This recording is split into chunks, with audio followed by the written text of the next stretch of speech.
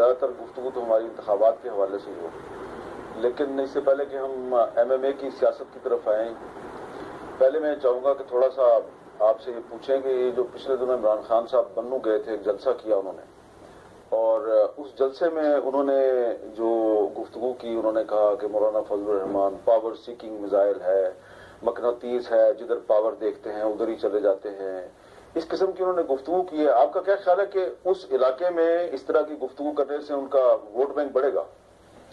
دیکھیے، ایک تو اس کو مقناطیس کا معنی بھی نہیں آتا، مقناطیس دوسری چیزوں کو کھینچتا ہے اپنی طرف اچھا، اس کو تعبیر بھی نہیں آتی۔ اور دوسری بات یہ ہے جی کہ ایک آدمی کی شخصیت اور اس کے مقام کا جو فیصلہ آپ نے کرنا ہوتا ہے وہ اس کی گفتگو، اس کے الفاظ کے استعمال، اس کے رویے سے ہوتا ہے۔ جس طرح کی انہوں نے تقریر کی، جس طرح کے انہوں نے الفاظ استعمال کیے، جس طرح کی اس نے گالیاں دی، اب اس میں کیا، باقی تو چھوڑے، کیا اس کو ایک بڑا آدمی بھی کہا جا سکتا ہے؟ یہ بونے پن کی سب سے بڑی علامت یہی ہوتی ہے کہ آپ کی زبان میں شرافت ختم ہو جائے، احترام ختم ہو جائے، بازاری سوقیانہ قسم کے الفاظ آپ استعمال کریں اور اس کے پیچھے سوائے تہمت کے اور کچھ نہ ہو۔ حقائق تو دور کی بات، الزام بھی نہیں، تہمت۔ تو یہ چیزیں جو ہیں، میں سمجھتا ہوں کہ ایک شریف انسان کی حیثیت سے مجھے تو زیب نہیں دیتا کہ میں اس پہ تبصرے کروں۔ اچھا، لیکن جو انہوں نے وہاں پہ کہا کہ مولانا صاحب کو مولانا کہنا مولانا صاحبان کی بھی توہین ہے، تو اس پہ کوئی وہاں پہ جو آپ کے جو دینی طبقے کے لوگ ہیں ان میں کوئی رد عمل نہیں ہوا؟ دیکھیے، میں تو اپنے آپ کو خود مولانا نہیں کہتا، میں تو علماء کا ایک خادم، اور اگر اس ماحول کا ایک طالب علم بھی مجھے کوئی تسلیم کر لے تو میرے لیے اعزاز کی بات ہے۔ میں تو اس چیزوں میں پڑھتا ہی نہیں ہوں زندگی میں۔ اب لوگ ہیں، آپ کو مولانا کہیں، آپ کو رہبر کہیں، آپ کو قائد کہیں، جو الفاظ بھی ہیں استعمال ہوتے ہیں، لیکن میں بذات خود ان چیزوں میں کا قائل ہی نہیں ہوں۔ میں اپنے آپ کو جانتا ہوں، ایک طالب علم کی حیثیت سے میں اپنا شخصیت کا تعین کرتا ہوں، علماء کے خادم کی حیثیت سے میں اپنی حیثیت کا تعین کرتا ہوں۔ ایک محاذ پر اللہ تعالیٰ نے ہمیں خدمات کرنے کا ایک موقع عطا کیا ہے، اور میری اس میں کیا اوقات ہیں، بس اللہ تعالیٰ نے جو کچھ عطا کیا ہے، اور اگر علماء کا اعتماد پورے ملک میں مجھے حاصل ہے، اس سے بڑی متاع میرے لیے اور کیا ہو سکتی ہے؟ یہ بتائیں کہ متحدہ مجلس عمل جو ہے خیبر پختونخوا میں اور بلوچستان میں اس کے امیدوار زیادہ نظر آ رہے ہیں۔ خیر تو آپ سندھ میں بھی الیکشن لڑ رہے ہیں، پنجاب میں بھی لڑ رہے ہیں، لیکن خیبر پختونخوا اور بلوچستان میں کیا لگ رہا ہے آپ کا مقابلہ کس سے ہوگا؟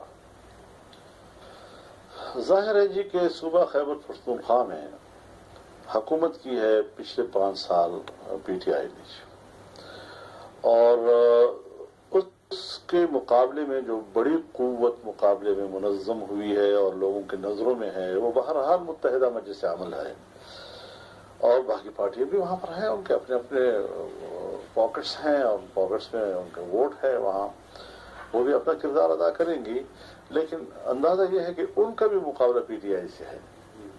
تو اس اعتبار سے ہم جو صورتحال دیکھ رہے ہیں، یقیناً پچھلے 5 سال انتہائی مایوس کن ہیں ان کی جی۔ مثال کے طور پر میں آپ کو ایک بات عرض کروں گی، آپ کو حق ہے کہ آپ تنقید کریں نواز شریف صاحب پر، اور آپ کہیں کہ انہوں نے ملک کی معیشت کو تباہ کیا ہے، اور نواز شریف کہے کہ میں نے ملک کی معیشت کو بہتر کیا ہے، اس کے بعد اپنے دلائل ہوں گے، لیکن اس میں آپ نے ایک چیز چن لی کہ جی اس نے قرضے میں اتنا اضافہ کیا ہے۔ ظاہر ہے قرضے کا بوجھ جو ہے وہ کسی ملک کے لیے اچھی معیشت کی علامت تو نہیں ہوا کرتا جی، میں اس اتفاق کر لیتا ہوں، لیکن اگر ایک صوبے کے اندر MMA کے بعد آج 300 ارب سے زیادہ کا قرضہ آپ نے صوبے پہ لاد دیا ہے، اب اس سے کھڑے ہو کر آپ مرکز کے قرضے کی بات، یعنی کہ آپ کہہ رہے ہیں خیبر پختونخوا پہ 300 ارب سے زیادہ کا قرضہ لاد دیا ہے انہوں نے اس 5 سال میں، اور یہ بات کر رہے ہیں یہاں مرکز کے قرضوں کی جی۔ تو یہ جو نواز شہباز شریف نے پھر بھی لوگوں کو وہ اس کو جنگلہ بس کہتے تھے، مذاق اڑاتے تھے، لیکن لاہور میں انہوں نے میٹرو بس دے دی ان کو، اورنج چین جو ہے اس کے لیے تقریباً انہوں نے تو صوبے میں پشاور کا جو رہا صاحب معاملہ تھا وہ بھی خراب کر دیا جی. اب جب آپ کو پتا ہے کہ میں ایک منصوبہ جو ہے میرے پاس اتنا ٹائم ہی نہیں ہے کہ اتنا بڑا میگا پروجیکٹ جو ہے اس کو میں شہر کے اندر جس سے آبادیاں متاثر ہوں گی شروع کروں تو صحیح ایک ہی مانا ہوگا نا کہ ہم نے کمیشن لینی تھی وہ لے لی تھی باقی شہر پر بات. آپ کا ویژن ہی نہیں ہے اور لوگوں سے کہتے ہیں میرا بڑا ویژن ہے تو اب آپ تنقید کرنے کو ویژن نہیں کہتے. برا نام لینا. اب آپ نے الزام لگا دیا کمیشن لینے کا. جی کمیشن لینے کا الزام لگا. عام طور پر ہمارے ملک میں جو اس قسم کے ایک ماحول میں لوگ تاثر لیتے ہیں تو اسی کا تاثر لیں گے نا. اور کیا تاثر ہے مجھے آپ کوئی اور وجہ بتا دیں کہ میں اس کے آپ جیسی محترم شخصیت کو ثبوت کے بغیر کمیشن کا الزام نہیں لگانا. چلو آپ مجھے کوئی اور چیز بتا دیں میں وہی کروں. آپ میں چھوڑتا ہوں. اور بلوچستان میں آپ کا کس سے مقابلہ ہے؟ بلوچستان میں حضرت وہاں پر ہمارا زیادہ تر مقابلہ خواتین سے ہوتا ہے. جو علاقائی سردار نواب خواتین. یہاں پر بھی ہمارے جنوبی اضلاع میں خواتین کے ساتھ ہی مقابلہ ہوتا ہے. پارٹی کی پوزیشن پیچھے ہوتی ہے لیکن وہ جو ایک علاقائی خواتین ہوتے ہیں ان کا زیادہ جس میں پیسہ جاگیر وغیرہ ان کے. لیکن اب وہاں اس کی شکلیں بدلتی رہتی ہیں. کسی نے وہاں ایک بلوچستان عوامی پارٹی باپ کے نام سے ایک عنوان اختیار کر لیا ہے اور فوراً جلدی اس میں لوگ بھی شامل ہوتے گئے ہیں. اور اس کے علاوہ قوم پرست تنظیمیں بھی ہیں, پشتونوں میں بھی ہیں, بلوچوں میں بھی ہیں. تو وہاں پر کسی کے ساتھ ایڈجسٹمنٹ, کسی کے ساتھ مقابلہ, جو الیکشن کی لوازمات ہوتی ہیں وہ سارے کی سارے. آپ کو یہ نہیں لگ رہا کہ آنے والے انتخابات کے بعد جو آزاد امیدوار ہیں ان کی اہمیت بہت بڑھ جائے گی؟ آزاد امیدواروں کی اہمیت تو ہمیشہ انتخاب کے بعد بڑی اہم ہوتی ہے اور اسی سے جو ہے وہ طاقت کا جو پروڑا ہوتا ہے وہ کبھی ادھر ادھر ہو جاتا ہے. تو یہ احتمال اب بھی موجود ہے. اور اس دفعہ تو وہ جیپ پہ سوار ہے نا. جیپ کے سوار ہو گئے ہیں. جی کیونکہ آصف زرداری صاحب کا یہ کہنا ہے کہ کم از کم پنجاب میں جو ہے نا جیپ والے جو ہیں ان کو کافی کامیابی ملنے کا امکان ہے. میں ابھی اس قسم کے تبصروں کی تائید نہیں کر سکتا. مجھے ابھی تک تعمل ہے ان چیزوں. اچھا, آپ کا یہ خیال ہے کہ آپ کو جیپ والوں سے کوئی خطرہ نہیں ہے؟ میرے جیپ سے مقابلہ بھی نہیں ہے. میرا اگر مقابلہ ہے تو پورے پنجاب میں ہر پارٹی کے ساتھ ہے اور مجلس عمل نے ہر جگہ پر اپنے امیدوار کھڑے کیے ہیں. اکثر جگہوں پر مسلم لیگ نون کا مقابلہ ہے, کہیں پر پی ٹی آئی کا مقابلہ ہے. جیپ تو کل آئی ہے, پتہ نہیں کہاں کس سامنے کھڑے ہو جاتی ہے. لیکن پنجاب میں آپ کچھ جگہ پہ پیپلز پارٹی والوں کی بھی تو مدد کر رہے ہیں, ان کی بھی حمایت کر رہے ہیں. نہیں, پیپلز پارٹی والوں کے ساتھ تو کوئی ایسی باقاعدہ قریجہ صاحب نہیں ہے. اور قریجہ صاحب کے بھائی قومی اسمبلی کے ممبر رہے ہیں پیپلز پارٹی کی سیٹ پہ.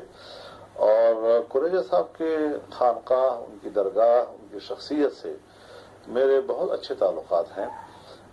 میں لوکل سطح پر ابھی مجھے ایسی انفارمیشن نہیں ہے کہ وہاں لوکل پارٹی نے یا مجلس عمل نے یا جمعیت نے وہاں کیا ایڈجسٹمنٹ کی ہے.